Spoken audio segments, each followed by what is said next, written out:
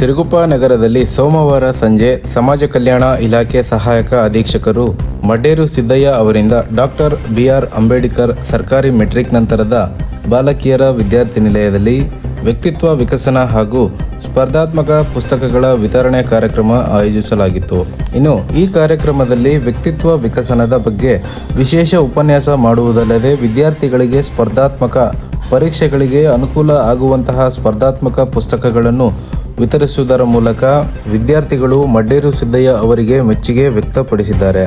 ಈ ಕಾರ್ಯಕ್ರಮದಲ್ಲಿ ವ್ಯಕ್ತಿತ್ವ ವಿಕಸನದ ಕುರಿತು ಉಪನ್ಯಾಸಕರಾದ ಪಂಪಾಪತಿ ಹಾಗೂ ಕೆ.ಎಂ. ಚಂದ್ರಕಾಂತ್ ಹಾಗೂ ಭೀಮಲಿಂಗಪ್ಪ ಅವರಿಂದ ವಿಶೇಷ ಉಪನ್ಯಾಸ ನೀಡಿದರು.